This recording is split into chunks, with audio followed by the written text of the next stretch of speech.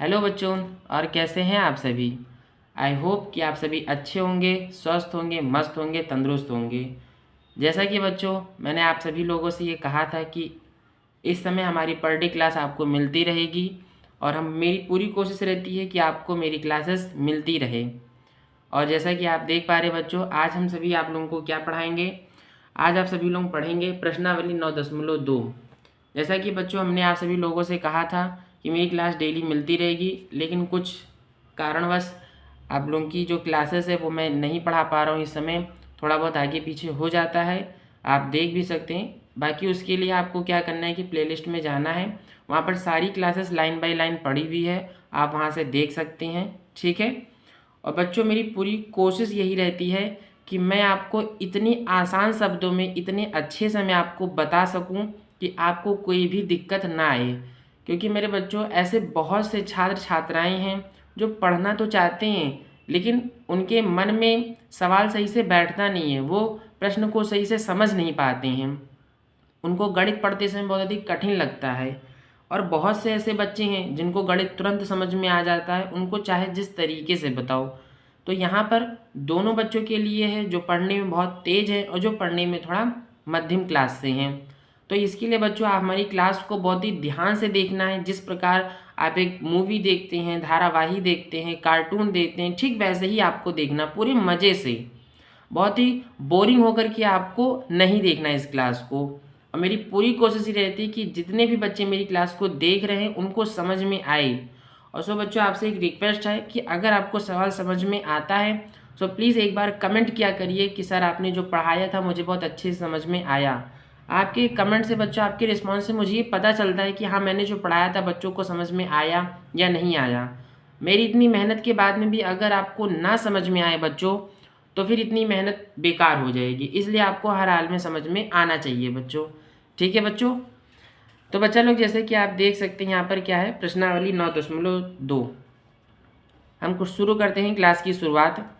जैसा कि बच्चों आप इसमें देख पा रहे हैं, हमको यहाँ पर पहला प्रश्न क्या दिया गया है, एक्स और वाई अक्ष के समीकरण। ठीक है ना बच्चों, हमने आप लोगों से हमेशा ये बताया है कि अगर हमसे एक्स अक्ष के बारे में दे दिया गया, ठीक है ना, एक्स अक्ष के बारे में दे दिया गया और वाई अक्ष के बारे में पूछ रहा है। ठीक, एक्स अक्ष के बारे में हमको दे दिया है और वाई अक्ष के बारे में हमसे पूछ रहा है। तो एक्स अक्ष तो हाई है मेरे पास और वाई अक्ष नहीं है, तो वाई अक्ष हमारा क्या हो जाएगा, जीरो। यानी कि जो हमारा अक्ष बनेगा, एक एक्स बनेगा और एक क्या बनेगा, ज़ीरो बनेगा। इसी प्रकार से अगर हमको यहाँ पर वाई अक्ष दे दिया गया, तो वाई अक्ष दिया गया है किंतु एक्स अक्ष नहीं दिया गया, तो यहाँ पर क्या हो जाएगा, ज़ीरो। यानी कि यहाँ पर जो केंद्र बनेगा वो 0, वाई बनेगा। उसी प्रकार से प्रश्नावली 9.2 में हमको जो पहला प्रश्न दिया गया है, यहाँ पर प्रश्न है आप देख सकते हैं क्या दिया गया है, एक्स और वाई अक्षों के समीकरण बताइए। एक्स और वाई अक्षों के समीकरण बताना है, यानी कि हमको यहाँ एक्स अक्ष है और यहाँ पर वाई अक्ष है। यानी कि हमारा क्या बनेगा समीकरण, पहले में एक्स अक्ष का समीकरण पूछ रहा है तो एक्स है, यानी कि वाई बराबर क्या हो जाएगा, जीरो। और वाई अक्ष का समीकरण यानी कि वाई है तो एक्स बराबर क्या हो जाएगा, जीरो। ठीक है, तो ये हमारा क्या हो गया, आंसर हो गया। बस पहले में सिर्फ इतना ही है, मैंने आपको बता दिया ना कि अगर हमको एक्स अक्ष दिया है तो वाई अक्ष हमारा जीरो ही होगा, इसमें कोई दो राय की बात नहीं है। बिल्कुल भी आपको सोचना नहीं है, अगर आपके पास एक्स अक्ष है तो वाई अक्ष आपका खुद ब खुद जीरो हो जाएगा, यानी कि वहाँ पर आप वाई बराबर जीरो ही लिखेंगे। उसी प्रकार से अगर आपको वाई अक्ष दिया गया है तो आप वहाँ पर एक्स बराबर जीरो लेंगे, यानी कि आपका एक्स अक्ष क्या हो जाएगा, जीरो हो जाएगा। यहाँ पर आपसे एक्स और वाई अक्षों के समीकरण पूछा था, ये लिखा है ना, एक्स और वाई अक्षों के समीकरण लिखिए। तो यहाँ पर आपका वाई अक्ष जीरो हो जाएगा और एक्स अक्ष क्या होगा, यहाँ पर जीरो हो जाएगा। ठीक, अब बच्चों चलते हैं अपने दूसरे प्रश्न पर। दूसरे प्रश्न पर बच्चों हमको क्या दिया गया है, बच्चा लोग जैसे कि आप समझ सकते हैं कि प्रश्नावली 9.1 में जब हमने पढ़ाया था तो हमने आपको वहाँ पर रेखा के समीकरण बता दिया था। ठीक है ना, हम यहाँ पर फिर से लिख रहे हैं रेखा का समीकरण। आप हमारी प्लेलिस्ट में जा करके देख सकते हैं, प्रश्नावली 9.1 हमने बहुत ही अधिक अच्छे से आप लोगों को बताया था। पूरी उम्मीद है कि जितने भी बच्चों ने वीडियो देखा होगा, क्लासेस ली होगी, उनको 100% समझ में आया होगा। रेखा का समीकरण क्या है बच्चों लोग, y -y1 is equal to m और क्या लिखते हैं x माइनस x1, ठीक है ना। ये हमारा क्या बनता है, रेखा का समीकरण, ठीक।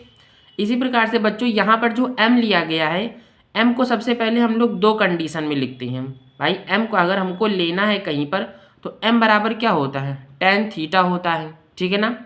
यानी कि अगर हमको थीटा का मान दिया है, वहाँ से हम क्या कर सकते हैं, tan थीटा का मान रख करके m का मान निकाल लेंगे।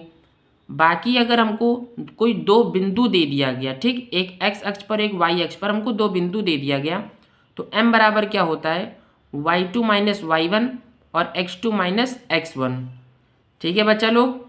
इस तरीके से इन दो पहलुओं से हम, ये दो पहलू से हम m की वैल्यू निकाल सकते हैं और उसी m की वैल्यू को हम क्या करेंगे, यहाँ पर दे देंगे। अब प्रश्न में आपको इस प्रकार से महसूस हो सकता है कि प्रश्न में आपको m की वैल्यू पहले से दे दी जाए। अगर आपको m की वैल्यू पहले से दे दी जाती है तब आपको ना इसको ज़रूरत पड़ेगी ना इसकी ज़रूरत पड़ेगी, आप डायरेक्ट m की वैल्यू वहाँ पर रख देंगे। अब प्रश्न के मुताबिक ऐसा भी हो सकता है आपको m की वैल्यू कुछ भी दे दी जाए, यहाँ तक कि रेखा की ढाल m बराबर m ही दे सकती हैं। यानी m ये तो आपको क्या है, सूत्र में दिया गया है, लेकिन प्रश्न में आपको रेखा की ढाल m ही दे दी जाए तो यानी कि m की जगह पर आप m ही रख देंगे।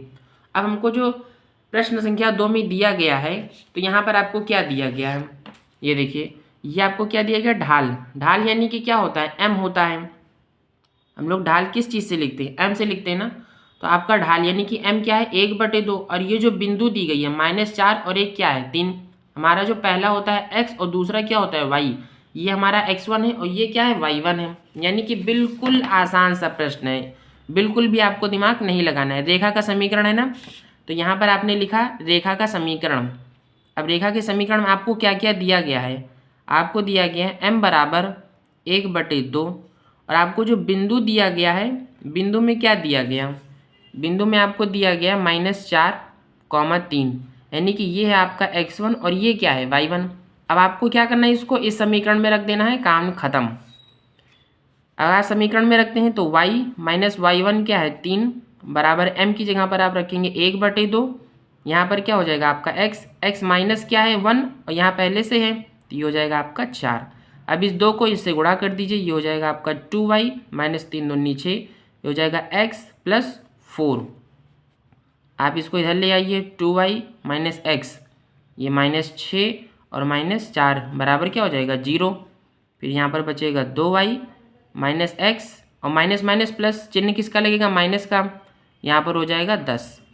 अब इसमें से क्या है कि x अक्ष आप आगे कर लीजिए, तो -x प्लस हो जाएगा 2y और -10। अब माइनस आप इसमें कॉमन ले लीजिए तो x हो जाएगा -2y प्लस क्या आएगा 10 is equal to 0। xy minus 2y plus 10 is equal to क्या हो जाएगा 0। ये आपका क्या आ गया आंसर, ठीक है बच्चा लोग। तो बच्चों हमारी सबसे खासियत ये रहती है कि हम आपको कभी भी डायरेक्ट क्वेश्चन नहीं कराते हैं, यानी कि डायरेक्ट स्टेप बाय स्टेप ही उतारते हैं, डायरेक्ट नहीं करवाते हैं। क्योंकि मेरी ये मर्जी रहती है कि आप अगर स्टेप बाय स्टेप देख रहे हैं तो आपको जल्दी समझ में आएगा। क्योंकि ऐसे बहुत से बच्चे होते हैं कि अगर डायरेक्ट कर दो तो थोड़ा सा कन्फ्यूज हो जाते हैं, उनको समझ में नहीं आता है। फिर 11th क्लास के बच्चे हैं, उनका एक ही भौकाल है, क्या, first year is rest year. तो ऐसे बहुत से बच्चे हैं जो मैथ पर फोकस ही नहीं करते हैं, और जब वो क्लास 12th में जाते हैं तब उनको बहुत अधिक दिक्कत होती है, जो कि वो परेशान हो जाते हैं कि हम कहाँ से पढ़ें, कैसे पढ़ें, किससे पढ़ें कि हमको समझ में आ जाए। और या तो ऐसा होता है कि वो थक हार करके मैथ को छोड़ ही देते हैं, चले जाते हैं, ट्रांसफ़र करवा लेते हैं बायो सेक्शन में। तो इसलिए आप क्लास 11th को भी अच्छे से देखिए, और इसीलिए हम स्टेप बाय स्टेप उतारते हैं। नहीं तो इतना करने की बच्चों कोई भी ज़रूरत नहीं है, डायरेक्ट आप यहाँ से करिए 2y 3 2 नीचे, यहाँ पर आएगा x और 4, बस तुरंत एक साथ सब पलट दीजिए, दोनों अक्षरों को इधर ले आइए और x को माइनस कॉमन ले लीजिए, काम खत्म, आपका आंसर आ जाएगा। ये इतना स्टेप उतारने की जरूरत नहीं, 2 ही लाइन में आपका आंसर आ जाएगा। लेकिन उसके बाद में भी हम 4 स्टेप नीचे उतरते हैं कि हमारे बच्चों को समझ में आए, ठीक है बच्चों आगे बढ़ते हैं। हमको प्रश्न संख्या 3 में क्या दिया गया है, हमको प्रश्न संख्या 3 में दिया गया है बिंदु हमारा क्या है 0,0, यानी कि यहाँ पर x1 क्या आएगा 0 और y1 क्या आएगा 0। और यहाँ पर बच्चा लोग जो हमको ढाल दिया गया है, यानी कि m बराबर क्या दिया गया है, m दिया गया है, ठीक है ना। यहाँ पर ये देखिए ध्यान से, बिंदु आपको क्या दिया गया 0,0, ये आपका क्या हो जाएगा x1 और ये क्या होगा y1। समझ गया ना। से जाने वाली और ढाल क्या है m, यानी ढाल मैंने अभी आप लोगों को बताया था कि कभी कभी प्रश्न में हमको ढाल जो हमारा m होता है m की जगह पर ही हमको m दे दिया जाता है, ठीक है ना। तो यहाँ पर हमको m की जगह m दे दिया गया। अब हमारा रेखा का समीकरण क्या बनता है, चूंकि रेखा का समीकरण होता है y minus y1 is equal to m x minus x1, ठीक है ना।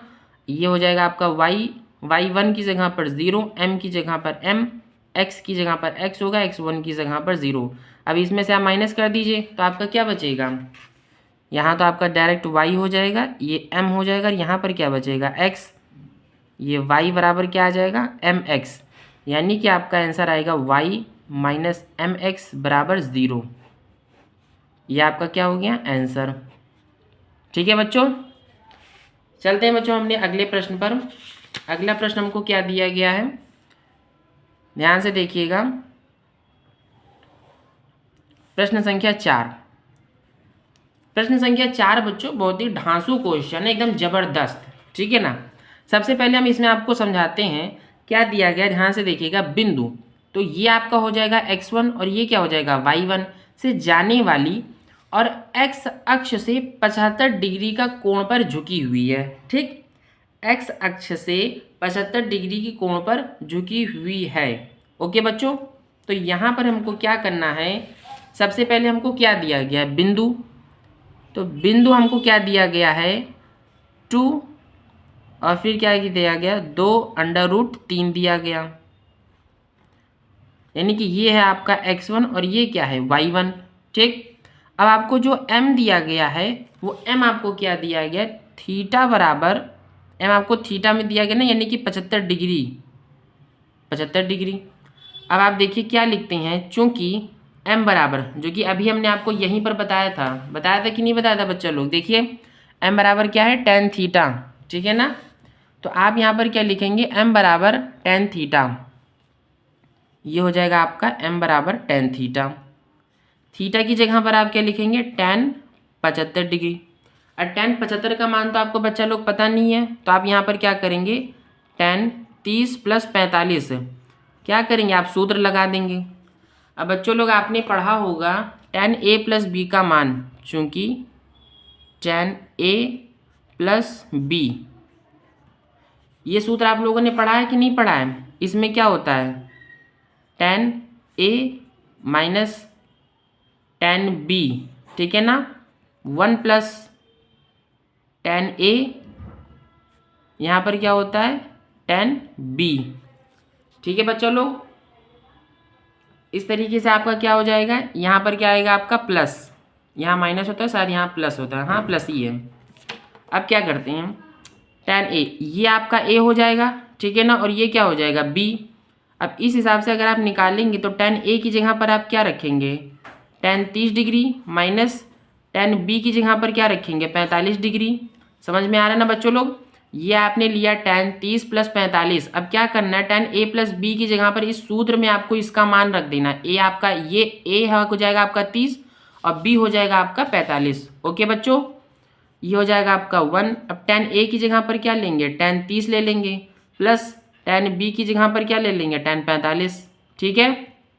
tan 30 का मान क्या होता है 1/√2 माइनस tan 45 का मान 1 प्लस tan 30 का मान 1/√3 प्लस tan 45 का मान 1। अब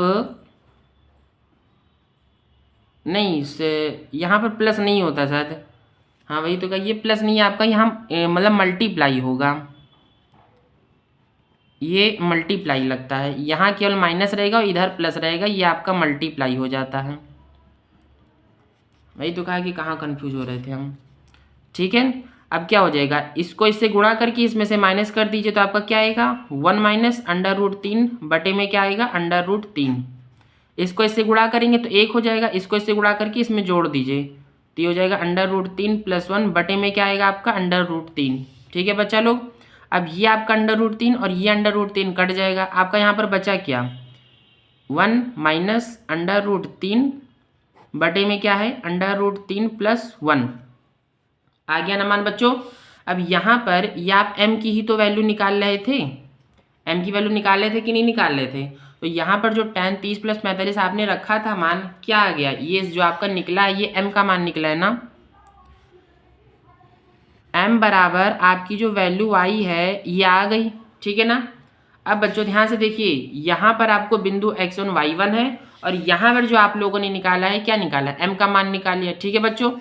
अब क्या करते हैं, आपको लिखना है रेखा का समीकरण, इसलिए रेखा का समीकरण, बहुत ध्यान से देखिएगा बच्चों क्लास, ठीक है। बिल्कुल हल्के में बच्चों क्लास 11th को मत लिया करिए। मेरे जितने भी बच्चे हैं, छात्र छात्राएं, सभी के लिए मेरा रिक्वेस्ट है, निवेदन है कि कक्षा 11 की क्लास को आप लोग हल्के में मत लिया करिए। बहुत से बच्चे हल्के में ले लेते हैं। बच्चों अगर आपको पढ़ाई नहीं करना है तो ये एक अलग मैटर है कि आप पढ़ाई नहीं करना चाहते हैं, लेकिन अगर आप पढ़ाई कर रहे हैं वास्तव में तो थोड़ा सा फोकस किया करिए क्लास 11th में भी, क्योंकि बच्चों जो भी आप क्लास 11th में पढ़ रहे हैं मैथ या उसका सूत्र लगा रहे हैं, जब आप क्लास 12th में जाएंगे तो सेम टू सेम आपको वही चीज़ मिलेगी, ठीक है ना। बस क्या है कि थोड़ा बहुत डिफरेंट रहेगा। क्लास 12th के बच्चों को हम पढ़ाते हैं, मेरी वीडियो क्लास जो है पढ़ी हुई है, आप जा करके चैनल में देख सकते हैं, प्लेलिस्ट में, वहाँ से आप क्लास 12th भी देख सकते हैं। तो जो आप यहाँ क्लास 11 में पढ़ रहे हैं वही हूबहू आपको क्या है क्लास 12th में भी मिलेगा, बस थोड़ा बहुत डिफरेंट रहता है। तो उसके लिए आप क्लास 11th को हल्के मत ले लिया करिए। रेखा का समीकरण क्या होता है, y - y1 = mx - x1। y की जगह पर y, y1 की जगह आपका क्या हो जाएगा 2 √3 = m की जगह पर क्या लेंगे 1 - √3 + 1, x की जगह पर x, x1 की जगह पर क्या लेंगे आप 2, ठीक है बच्चों। अब ये आपका क्या बन गया, ये आपका आ गया समीकरण। अब बच्चों क्या है कि अगर इस चीज़ को आप इससे गुणा करेंगे, फिर इस चीज़ को आप इससे गुणा करेंगे, तो करने को आप कर सकते हैं लेकिन बहुत अधिक लंबा आ जाएगा, ठीक है ना। तो यहाँ पर आप इसे छोड़ सकते हैं और ये आपका क्या हो जाएगा आंसर, ठीक है। मैंने आपको बता दिया है, अगर आप इस नंबर को अंडर रूट, यहाँ इसको ब्रैकेट में लगा लीजिए, ये आपका ब्रैकेट हो गया। अब इस चीज़ को आप इन दोनों पक्ष, यहाँ पर आपके दो पक्ष हैं, एक y पक्ष, एक 2 √3 पक्ष, इन दोनों पक्षों से मल्टीप्लाई करिए। फिर इस 1 - √3 को इन दोनों पक्षों से मल्टीप्लाई करिए, तो इधर भी आपके 4 डिजिट बनेंगे और इधर भी आपके क्या बनेंगे 4 डिजिट बन जाएंगे, ठीक।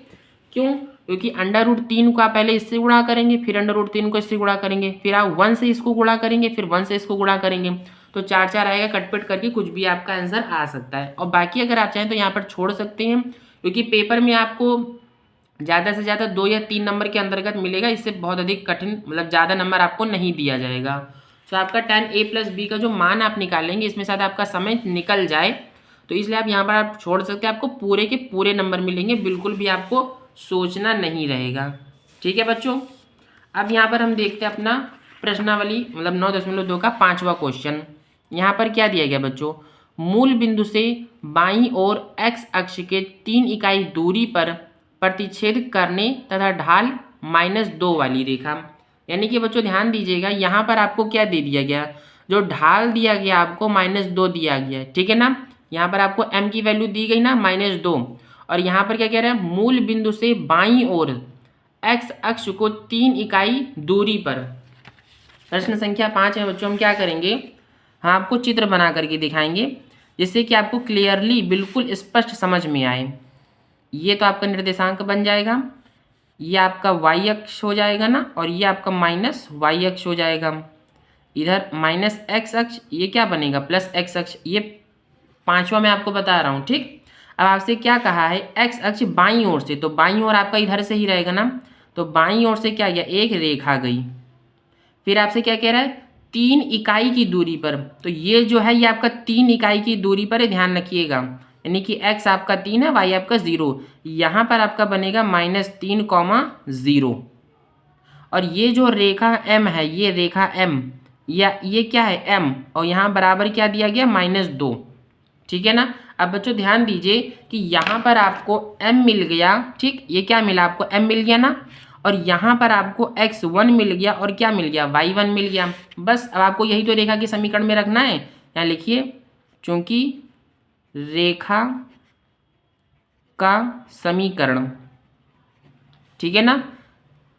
y minus y one is equal to m x minus x one. Y तो y हो जाएगा, वाई वन की जगह पर क्या लेंगे आप 0, m की जगह पर -2 और x1 की जगह पर क्या लेंगे, x1 की जगह पर 3, तो -3 है तो यानी पर क्या हो जाएगा +3 हो जाएगा, +3। ठीक है बच्चों, समझ में आ रहा है ना। ये हो जाएगा आपका y, यहाँ पर क्या बचेगा -2x, यहाँ पर बचेगा 3 दूनी 6। आप इसको इधर कर लीजिए, यानी कि इधर ही कर लीजिए, कोई दिक्कत नहीं है। -2x हो जाएगा, -6 इधर आएगा तो -y। अब सब में माइनस माइनस है तो क्या करिए आप सबको कॉमन ले लीजिए, तो माइनस ये हो जाएगा आपका 2x और y इधर कर लीजिए प्लस, क्योंकि भाई इधर उधर कर लीजिए कोई दिक्कत नहीं, और प्लस क्या हो जाएगा 6, यहाँ पर 0 है। आप इसको चाहे तो इधर से इधर कर सकते हैं, नहीं तो कोई दिक्कत नहीं है। क्या हो जाएगा आपका, मतलब माइनस इसके बटे में जाएगा तो मतलब ये 0 कट जाएगा, माइनस इधर से भाग दे देंगे तो हट जाएगा ना। यहाँ पर क्या हो जाएगा 2x + y + 6 is equal to क्या हो जाएगा 0। ये आपका क्या आ गया आंसर। तो देख लेना बच्चों कितना अधिक आसान क्वेश्चन है, बहुत अधिक कठिन नहीं है बच्चों। लोग हम आपको क्लियर बता रहे हैं, क्लास 11 में जितने भी बच्चे हैं, छात्र छात्राएं, जो भी बच्चे बच्चियां देख रही हैं, बहुत ध्यान से बच्चों देखिए, ठीक है। अगर बच्चों आपको समझ में आता है तो प्लीज़ एक बार आपसे रिक्वेस्ट है कि कमेंट ज़रूर किया करिए कि हाँ सर आपने जो मुझे पढ़ाया था मुझे अच्छे से समझ में आ चुका है, ठीक है। और अगर आपके मन में कोई सवाल है तो बच्चों आप पूछिए बेधड़क हो करके, ठीक है ना। मेरी पूरी कोशिश ये रहती है कि मैं आपको अच्छे से पढ़ा सकूँ, समझा सकूँ, आपको कोई भी दिक्कत ना आए, ठीक है बच्चों। लोग चलते हैं बच्चों अपने अगले प्रश्न पर। अगला प्रश्न हमको क्या दिया गया है, ये है हमारा प्रश्न संख्या 6। प्रश्न संख्या 6 में बच्चों क्या दिया गया, आप ध्यान से देखिएगा। यहाँ पर हमारा मूल बिंदु से ऊपर y अक्ष को, ठीक है ना, मूल बिंदु से ऊपर y अक्ष को 2 इकाई की दूरी पर प्रतिच्छेद करने वाली x की धन दिशा के साथ 30 डिग्री का कोण बनाती है। तो यहाँ पर भी आप देखेंगे कि आपको क्या दिया गया 30 डिग्री का कोण, यानी कि यहाँ पर जो आपको m का मान दिया गया है क्या tan थीटा से आप निकाल लेंगे। समझ में आ रहा ना। m की वैल्यू आप 2 तरीके से निकाल सकते हैं। तीसरी कंडीशन आपको खुद ब खुद दे दी जाती है। पहली कंडीशन मैंने आपको लिखवा दिया था कि भाई m का मान क्या है tan थीटा आपको दे दिया जाएगा। दूसरे में क्या है कि m का मान आपको y2 - y1 x2 - x1 इस तरीके से दे दिया जाएगा। अब थीटा के मान पर निर्भर करता है कि आपको किस तरीके से m का मान निकालना पड़ेगा, ठीक है बच्चों। जैसे कि यहाँ पर आपको 75 दिया गया था, अब यहाँ पर आपको 30 दिया गया। 75 में आपको कंडीशन बैठ गई थी तो आपने a + b का मान करके निकाला था। इसमें आपको बिल्कुल कुछ नहीं करना, बिल्कुल आसान है, 6ठे नंबर का क्वेश्चन बिल्कुल आसान है। अब क्या है कि हम यहाँ पर आपको चित्र बना करके दिखा रहे हैं। सबसे पहले आपका क्या हो जाएगा, एक निर्देशांक आपने मान लीजिए बनाया, फिर यहाँ पर आपसे क्या कह रहा है, ये सब तो आप लोगों को पता ही चल चुका, ये -x है -y, ये x है और ये y।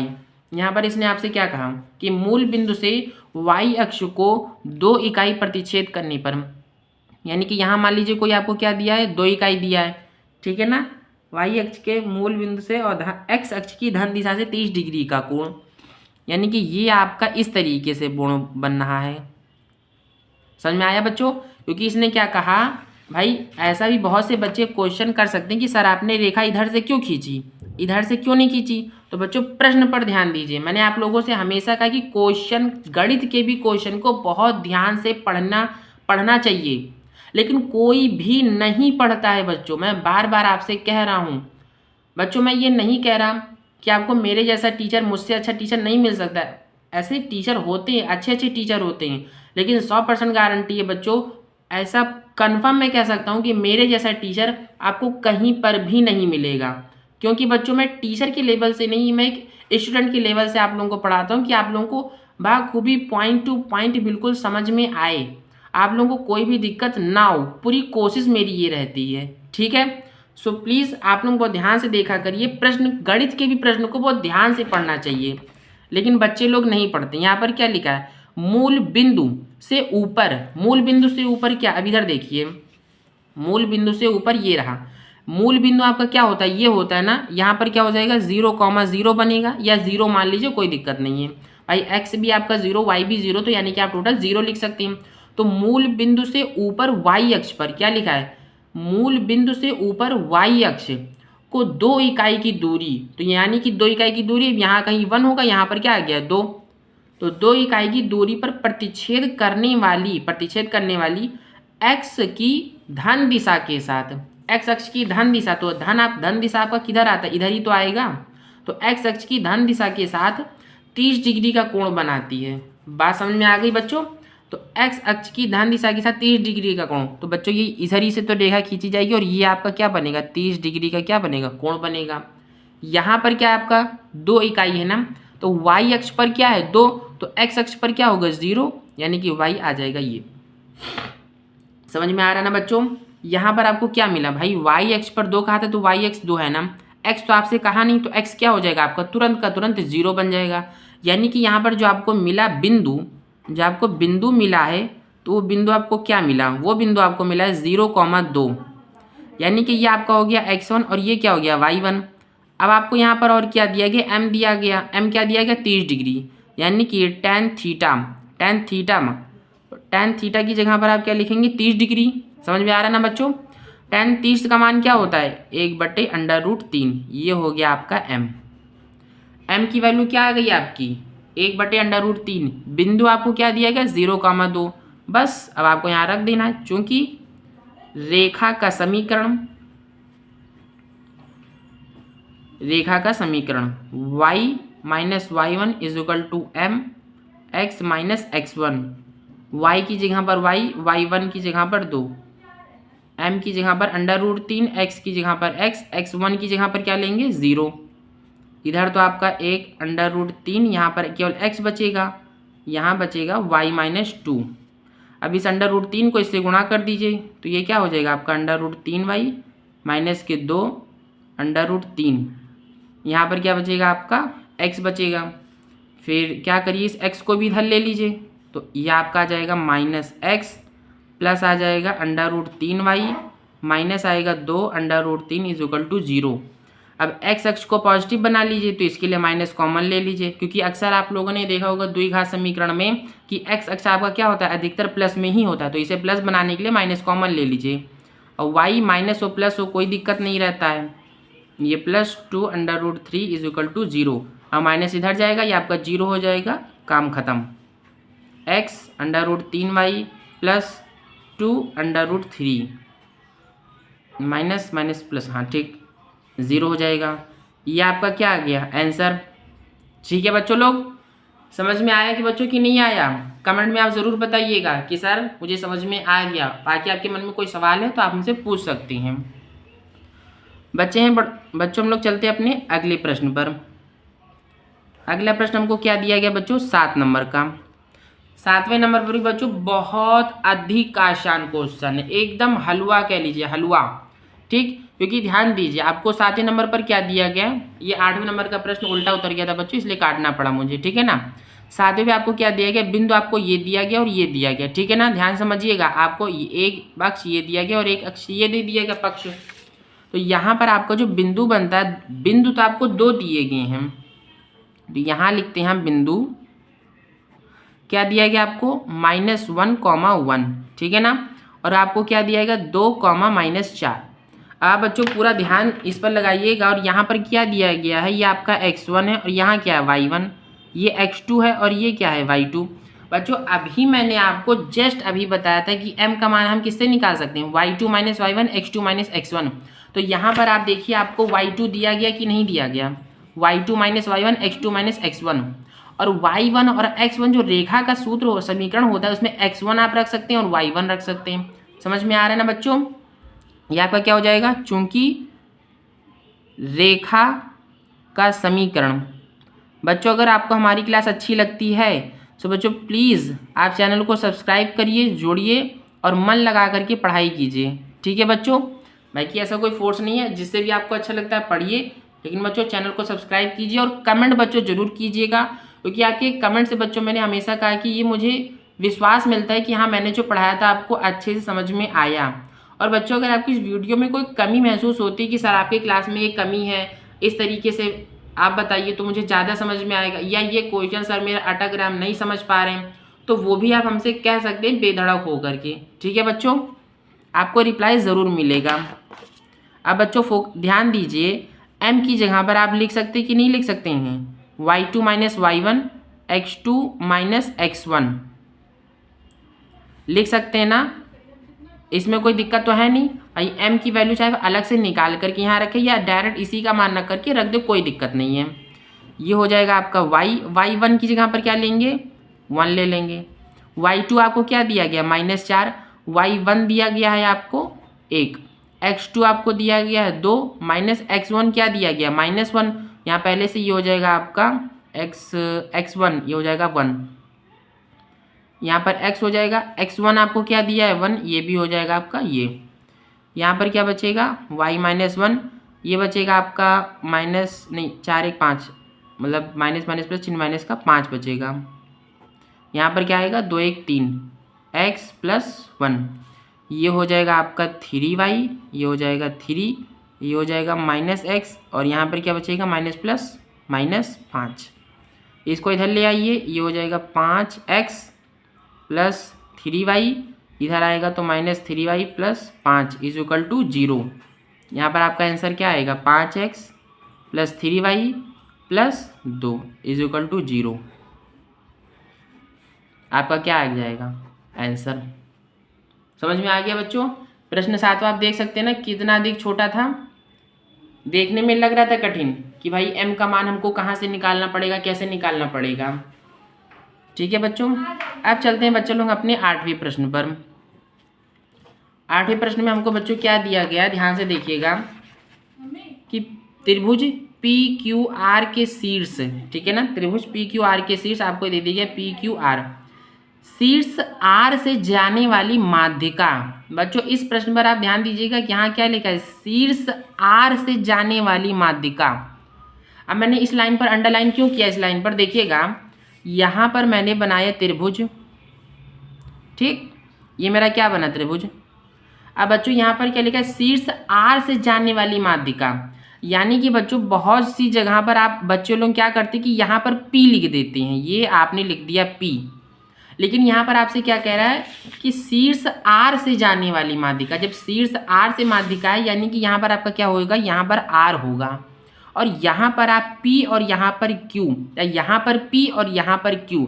जैसे कि बच्चों कहने का मतलब है, अगर हमसे ये ना कहता कि शीर्ष R से माध्यिका, तो केवल हमको R दिया होता तो हम यहाँ भी R ले सकते थे या यहाँ R ले सकते थे, PQR ले लिया, यहाँ से PQR ले लिया, या इधर से PQR ले लिया, कुछ भी कहीं से ले सकते थे।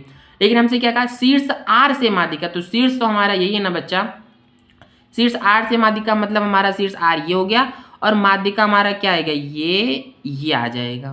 ठीक, अब यहाँ पर जो हमको मान दिए हैं बच्चों 4,5, और ये R हो गया, Q हमको दिया गया है -2,3, और P जो हमको दिया गया है 2,1।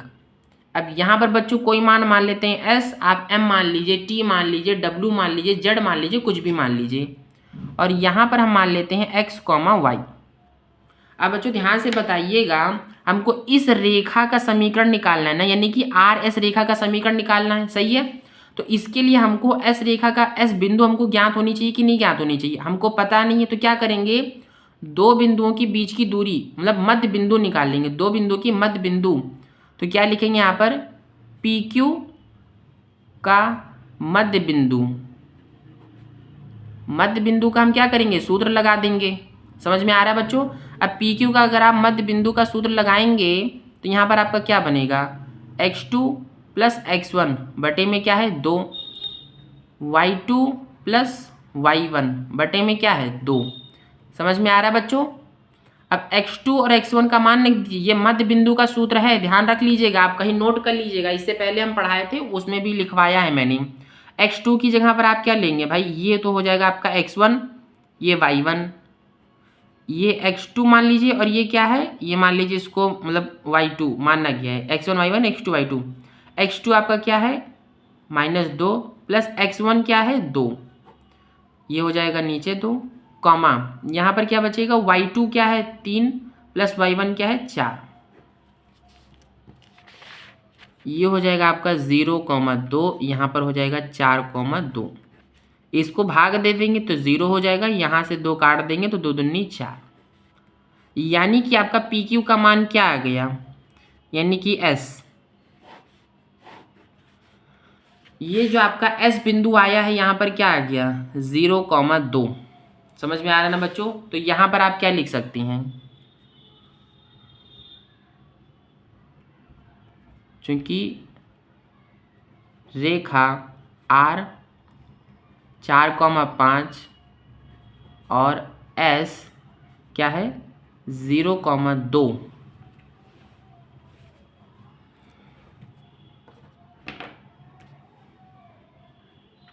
से जाने वाली रेखा का समीकरण। ठीक है बच्चों। अब समीकरण में क्या है y minus y one is equal to m x minus x one. अब बच्चों लोग आपने जो काम प्रश्न संख्या 7 में किया था एग्जैक्ट वही काम आपको क्या करना है यहाँ पर भी करना है। ये आपका हो जाएगा x1, ये हो जाएगा y1, ये हो जाएगा आपका x2, ये क्या हो जाएगा y2। अब यहाँ पर हो जाएगा y1 आपका क्या है y1 है आपका 5। m की जगह क्या लिख लेंगे आप y2 minus y one x2 minus x1। तो y2 माइनस वाई वन यहाँ पर हो जाएगा 2 माइनस के 5। ठीक है ना। x2 minus x1 0 minus 4। x1 की जगह पर क्या लेंगे 0। यहाँ पर क्या आएगा, यह आ जाएगा आपका -3 आ जाएगा, बटे में क्या आएगा -4। यहाँ पर तो आपका x बचेगा केवल, माइनस से माइनस हट जाएगा। यहाँ पर क्या है y माइनस 5। अब इस 4 से इसको गुणा कर दीजिए, ये हो जाएगा 4y माइनस 5 चौक 20। यहाँ पर क्या आ जाएगा 3x आ जाएगा। ठीक है बच्चा लोग। अब इस 3x को इधर कर लीजिए, ये हो जाएगा -3x प्लस 4y माइनस 20। अब माइनस को कॉमन कर लीजिए, क्योंकि x अक्ष आपका क्या होता है अधिकतर पॉजिटिव होता है। ये हो जाएगा आपका माइनस है, आई माइनस कॉमन लेंगे यही तो आएगा। ये हो जाएगा 4y और यहाँ हो जाएगा प्लस 20 बराबर 0। ये क्या हो गया आपका आंसर। समझ में आ रहा है बच्चा लोग, समझ में आ रहा है ना। हो गया आपका आंसर आ गया। देख सकते हैं कि मैंने बहुत ही अच्छे शब्दों में आपको बता दिया अच्छे तरीके से। यहाँ पर आपको पी क्यू का मध्य बिंदु निकालना है, जो कि आपका एस निकल आएगा। मध्य बिंदु का सूत्र लगा दीजिए, आपका एस का मान आ जाएगा। फिर वही मान आपको यहाँ पर रख करके एम का मान और रेखा के समीकरण में रख देना, आपका क्या आ जाएगा आंसर आ जाएगा। ठीक है, चलते हैं बच्चों अपने अगले प्रश्न पर। ध्यान दीजिएगा बच्चों, हमको अगला प्रश्न क्या दिया गया है। ठीक है ना। अगला प्रश्न हमारा क्या है, प्रश्न संख्या 9। ठीक, ये है हमारा प्रश्न संख्या 9। बहुत ध्यान से देखिएगा बच्चों। ठीक, प्रश्न संख्या 9 में जो बच्चों हमको दिया गया है, यहाँ पर क्या दिया गया -3 और 5 से होकर जाने वाली और बिंदु 2,5 और -3,6 से जाने वाली रेखा पर लंब रेखा का समीकरण ज्ञात कीजिए। ठीक है ना। तो प्रश्न संख्या 9 जो है हम इसमें ना करके दूसरे में कर लेते हैं। इसमें बच्चों यहाँ पर क्या है कि हमको क्या दिया गया है, रेखाखंड पर लंब दिया गया है। ठीक है ना, क्या दिया गया है रेखाखंड पर लंब। तो ये हो जाएगा हमारा प्रश्न संख्या 9।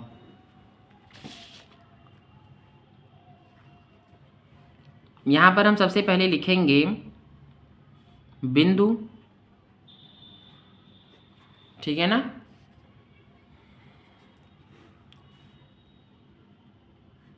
बिंदु 2,5 और -3,6 से जाने वाली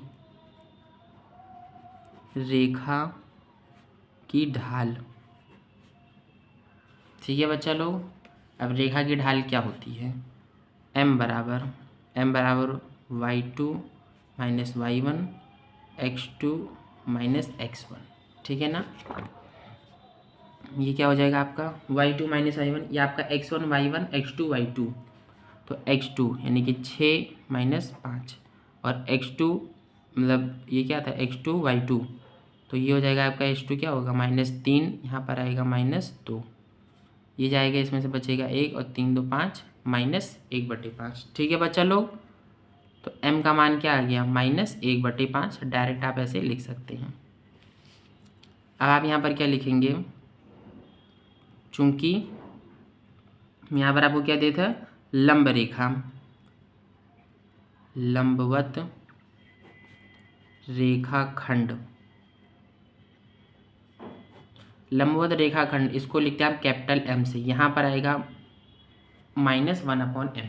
मैंने इससे पहले की क्लास में आपको लंबवत रेखाखंड का मान बता दिया था कि लंबवत रेखाखंड अगर आपसे कहीं पर कहा जाता है, जो कि आपके प्रश्न संख्या 9 में कहा गया है कि लंब रेखा का समीकरण ज्ञात कीजिए, लंब रेखा का समीकरण, यानी कि आपको इस m का प्रयोग लेना है। ठीक, ये हो जाएगा -1/m की जगह पर क्या लिखेंगे, -1/5। तो अगर ये आपका पलटेगा तो ये तो m रहेगा, और पलटने के बाद में क्या आ जाएगा, -5/1। सही है ना। अब इस तरीके से अगर आप गुणा करेंगे तो आप माइनस माइनस आपका प्लस हो जाएगा, यहाँ पर क्या बचेगा 5, m का मान क्या आ गया 5। ठीक है ना। अब यहाँ पर आप क्या लिखेंगे, अतः प्रश्नानुसार, अब यहाँ पर तो आपको m दिया गया था, ठीक, जो कि आप लोगों ने इस बिंदु से निकाल लिया था। अब आपको क्या करना है, ये बिंदु ले लेना है -3,5, तो लिखेंगे अतः प्रश्नानुसार बिंदु -3,5 और ढाल मतलब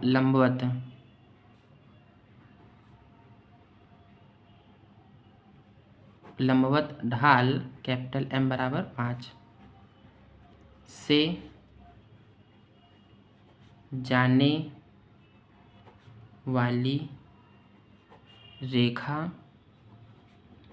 का समीकरण। ठीक है ना।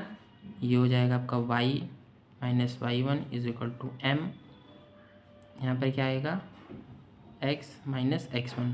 तो यहाँ पर आप ये वाला m नहीं लिखेंगे, y - y1 ये कैपिटल M लिखेंगे, x - x1। अब बच्चे कहेंगे सर आपने कैपिटल M क्यों लिखा, क्योंकि बच्चों हमसे प्रश्न में कहा गया था, प्रश्न में क्या कहा गया था, जाने वाली रेखा पर लंब रेखा का समीकरण ज्ञात कीजिए। अंडरलाइन कर रहा हूँ मैं, लंब रेखा का समीकरण आपको ज्ञात करना है, यानी कि कैपिटल M।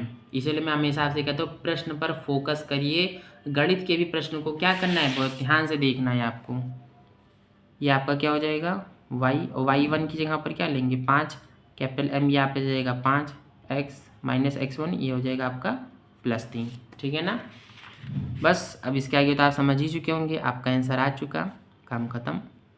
कितने अधिक आसान तरीके से आपको समझ में आ गया होगा, मुझे पूरी उम्मीद है। ये हो जाएगा आपका -5x + y - 5 - 15 = 0, -5x + y - 20 = 0, minus common ले लो, 5x - y माइनस मतलब प्लस आ जाएगा 0, 0, 5x - y + 20 = 0।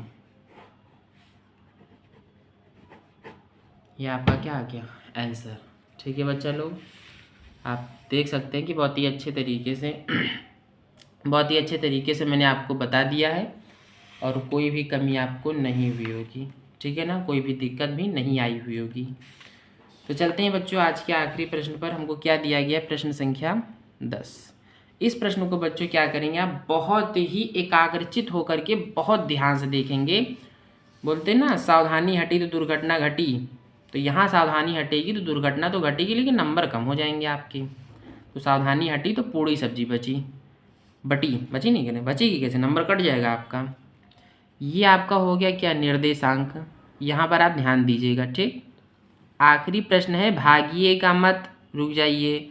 बहुत से बच्चे भाग जाते हैं, तुरंत भागते हैं, बिल्कुल एकदम शताब्दी एक्सप्रेस। ये आपका क्या आ गया, x आ गया। ठीक है ना। अब बच्चों यहाँ पर क्या कह रहा है कि एक रेखा, ठीक ध्यान दीजिए क्वेश्चन पर, एक रेखा 1,0 तथा 2,3 बिंदुओं को मिलाने वाली रेखा खंड पर लंब है तथा उसको 1:n के अनुपात में विभाजित करती है। 1 रेखा n पर क्या है 1:1:n के अनुपात में विभाजित करती है रेखा का समीकरण। तो सबसे पहले बच्चों हमको क्या करना है, एक रेखा लेना है। ठीक, ये रेखा हमारी हो जाएगी यहाँ से। आप कहेंगे सर आपने इधर से क्यों ले लिया, इधर से भी तो ले सकते थे। बच्चों कहने का मतलब ये है, मैंने आपको हमेशा बताया कि जो हमारे लिए आसान हो हम उसे वही ना ले लें, क्यों हम कठिन वाला ले लें, तो हम ये लेंगे। अब यहाँ हमसे क्या कहा है 1,0 और 2,3। तो 1,0 अगर हम लेते हैं तो यहाँ पर हमारा क्या आ जाएगा 1,0 के मुताबिक और 2,3 के मुताबिक।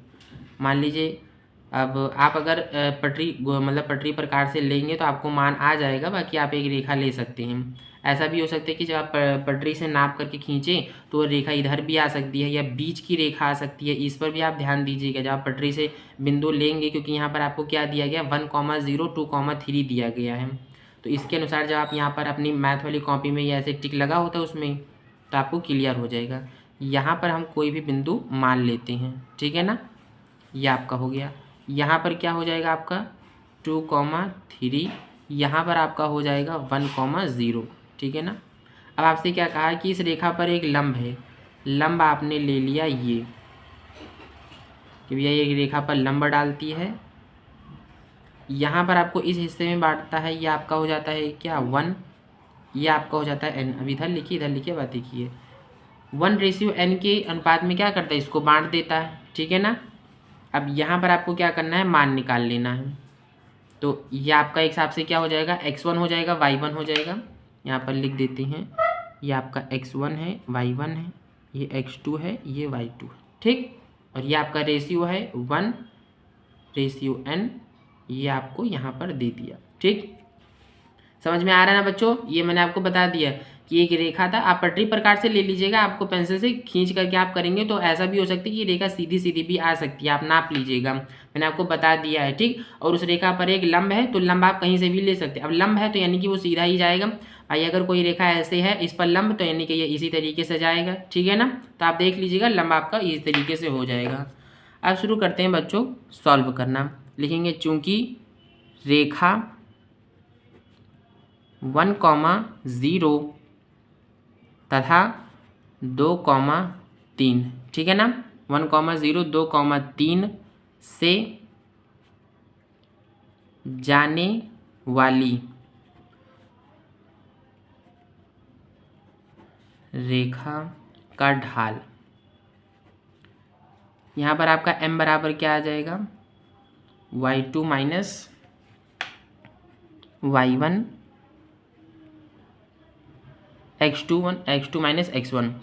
अब y2 माइनस y1 करेंगे तो आपका क्या आ जाएगा, x2 माइनस x1 करेंगे आपका x1 y1 x2 y2, ठीक है ना।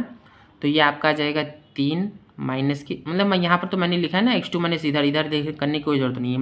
x2 माइनस मतलब x2 y2 x1 y1, ठीक है ना। तो आपका y2 क्या है यहाँ पर, y2 आपका मतलब y2 आपको 3 दिया गया, इधर से मैंने 0 ले लिया। तो चलिए ठीक है, इधर से ही आप ले लीजिए, मतलब y2 आप इधर का ही मान लीजिए। इसके मुताबिक अगर आप ले लेते हैं तो y2 आपका 0 है तो ये आपका x1 है, उसको उधर से मान लेते हैं, इसको इधर से मान लेते हैं x1 y1, और ये मान लीजिए x2 और ये क्या है y2। मतलब कहने का मतलब आप किसी को भी कहीं से भी मान सकते हैं, ऐसा मत सोचिएगा कि मतलब कंफ्यूज हो गए आप किसको x1 मानना है किसको y2 मानना है। ये मैं आपको क्लियर बता रहा हूँ बच्चों, आप किसी भी नंबर को आप इसको x1 y1 मान सकते हैं, आप इसको x1 y1 मान सकते हैं, इसको x2 y2 मान सकते हैं, इसको मान सकते हैं, जिसको आपकी मर्जी आप उसे मान लीजिए। कोई पर्टिकुलर नियम नहीं है कि आप इसी को x1 y1 मानेंगे, आप इसको x2 और y2 भी मान सकते हैं, ठीक है ना। ये मैं आपको क्लियर बता रहा हूँ। यहाँ पर नीचे क्या हो जाएगा 2 माइनस के 1, यहाँ पर क्या आ जाएगा आपका 3 माइनस मतलब बटे में 1, m का मान क्या आ जाएगा आपका, m का मान आ जाएगा आपका 3, ठीक है ना। अब यहाँ पर क्या है लंब डालता है तो आप यहाँ पर लिखेंगे अतः लंबवत ढाल, लंबवत ढाल m बराबर क्या आएगा -1/m, यानी कि आपका m की जो वैल्यू आएगी वो क्या आ जाएगी -1/3, ठीक है ना। अब बच्चों यहाँ पर क्या है कि आपको 1:n में विभाजित कर रहा है ना, तो आपको विभाजन का सूत्र लगाना पड़ेगा। आपको यहाँ पर m मिल गया ना, m जब आपको मिल गया लंबवत, तो लंबवत रेखा का समीकरण जब आपको ज्ञात करना है बच्चों, समझिएगा इस बात को, लंबवत रेखा का जब आपको सूत्र ज्ञात करना है तो m आपको ये मिल गया, x1 और y1 भी तो चाहिए आपको। तो यहाँ पर क्या है कि आप विभाजन का सूत्र लगा देंगे 1:n का। 10 क्वेश्चन कोई बच्चों समझाते हैं आपको इतना अच्छे से कि 1 घंटा पूरे लग जाता है, आप समझ सकते हैं। अगर बच्चों आपको समझ में आता है तो बच्चों प्लीज़ एक बार कमेंट करिएगा कि सर आपने जो पढ़ाया मुझे समझ में आया। ठीक है बच्चों, तो यहाँ पर क्या है, आप यहाँ पर लेंगे विभाजन, विभाजन बिंदु, विभाजन बिंदु P के लिए। ठीक,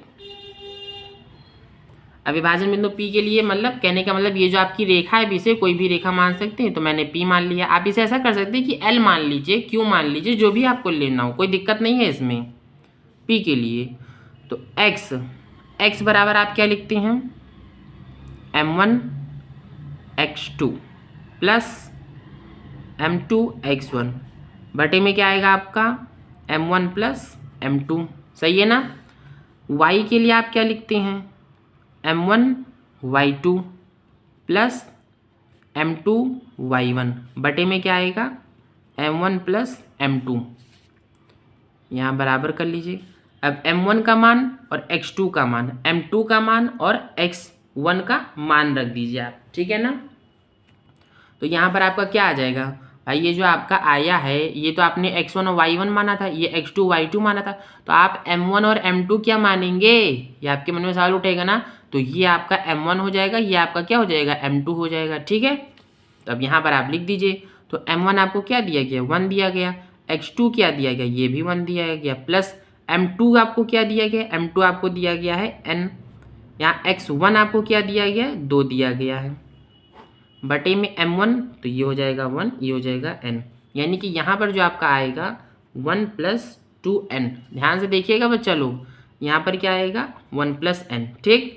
आपको यही काम इसमें करना है। m1 क्या है 1, y2 आपका क्या है देखिएगा, y2 है आपका 0, और m2 क्या है n, y1 क्या है आपका, y1 है आपका 3, नीचे क्या आएगा 1 + n। अब ये तो गुणा हो जाएगा 0, तो यहाँ पर क्या बचेगा 3n, बटे में क्या आएगा 1 + n, ठीक है बच्चा लोग। अब बच्चों यहाँ पर देखिएगा कि ये आपका क्या निकला था, m का मान निकला था, और ये आपका क्या निकला x, और ये मतलब ये क्या निकला x और ये निकला है y, यानी कि इस पूरे को ये है आपका x1 और ये क्या है y1 और ये क्या है आपका m, ठीक है ना। अब आप लिखेंगे अतः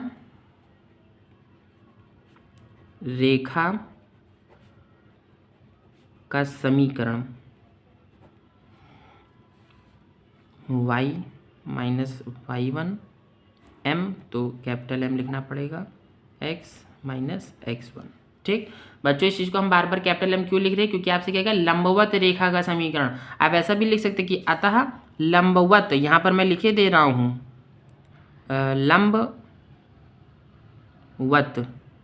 रेखा का समीकरण, ठीक है ना। आपको क्या करना है, आप मान रख दीजिए फटाफट, y की जगह पर तो y हो जाएगा, y1 की जगह पर आप क्या लिखेंगे 3n, बटे में क्या रहेगा 1 + n, m की जगह पर आप क्या लिखेंगे -1/3, x की जगह पर x1 की जगह पर आप क्या लिखेंगे 1 + 2n, बटे में आएगा 1 + n, ठीक है बच्चों लोग, समझ में आ रहा है आपको। अब यहाँ पर बच्चों आप थोड़ा केयरफुल होकर के देख लीजिएगा, ये आपका बटे में है ना, तो यहाँ पर भी आप बटे में 1 मान सकते हैं ना, इसको क्या कर दीजिए लासामासा, तो आप अच्छा 7-8 में करते थे। अब ये आ जाएगा आपका 1 + n, अब 1 को इससे गुणा करके इससे भाग देना रहेगा, मतलब इससे भाग दे करके इससे गुणा, तो यहाँ पर क्या हो जाएगा 1 + n, यहाँ पर क्या आएगा y, यहाँ पर क्या आ जाएगा 1, ये आ जाएगा आपका 3n। भाई इसको इससे करेंगे तो 1 ही आएगा, भाग देंगे फिर इससे गुणा करना है, भाई इसको इससे भाग देंगे, जो आएगा इससे गुणा करेंगे तो भाग देने पर 1 आएगा, तो यहाँ पर क्या हो जाएगा 3n, ये -1/3। यहाँ पर आपका क्या आएगा, सेम ऐसे ही आप यहाँ पर भी सॉल्व कर सकते हैं, ठीक है ना। तो यहाँ पर क्या आएगा 1 + n, इधर क्या आ जाएगा 1 + n x, और माइनस यहाँ पर क्या आएगा इससे से कट जाएगा तो 1 + 2n, ठीक है ना। अब बच्चों ध्यान से देखिए, यहाँ पर 1 + n है ना, और इधर भी 1 + m है n, तो बराबर की इधर और इधर दोनों तरफ है, तो ये आपका क्या होगा, कट जाएगा।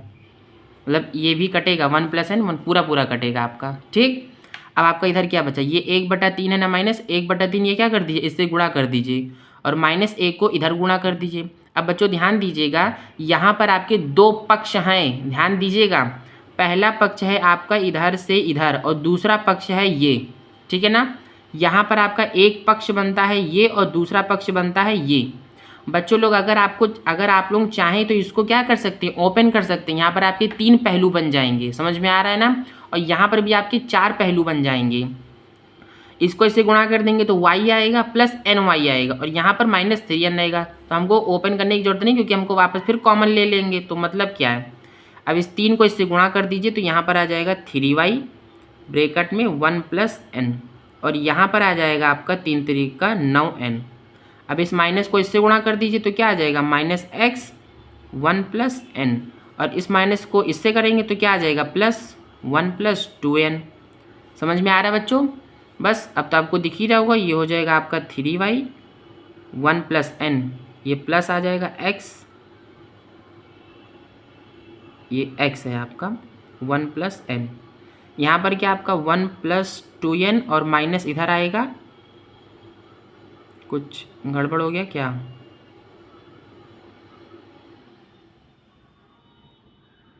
कुछ गड़बड़ हो गया क्या, गड़बड़ हो गया।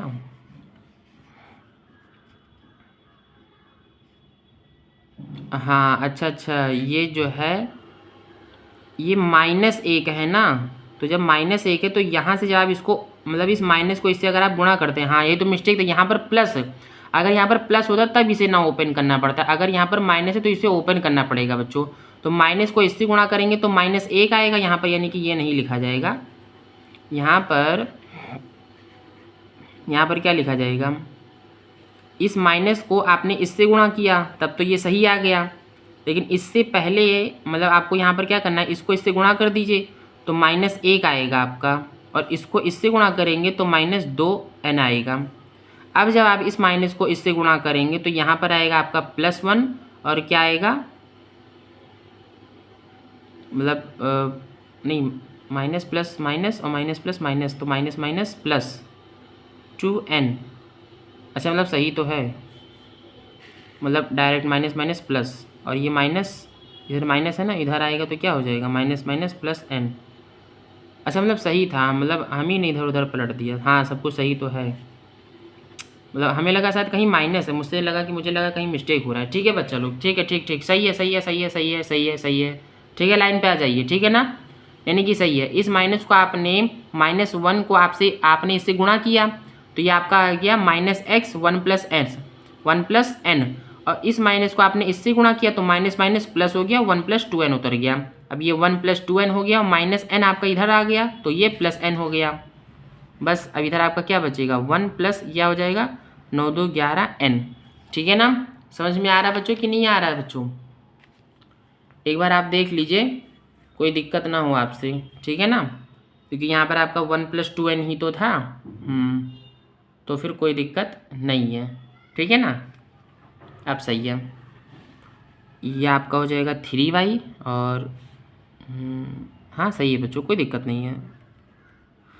मुझे लगा कि मुझसे कोई गलती हो रही है ना बच्चों, तो गलती अच्छी बात नहीं है, अगर गलती हो तो उसे सुधारना चाहिए। अभी पता चले हम गलत पढ़ा दें आपको, तो फिर आप कहेंगे सर आप गलत पढ़ा रहे हैं, इस चीज़ पर मुझे भी फोकस करना पड़ेगा। तो ये हो जाएगा आपका x 1 + n, यहाँ पर बचेगा +3y 1 + n, यहाँ क्या बचेगा, इसको इधर ले आइए, -11n -1, इधर क्या हो जाएगा 0। ये आपका हो जाएगा आंसर। ठीक है बच्चा लोग, तो आई होप कि आपको सब कुछ डिटेल से मैंने बता दिया है, आपको समझ में आया होगा, कोई भी दिक्कत नहीं हुई होगी। आशा करते हैं बच्चों कि आपको भी समझ में आया हो।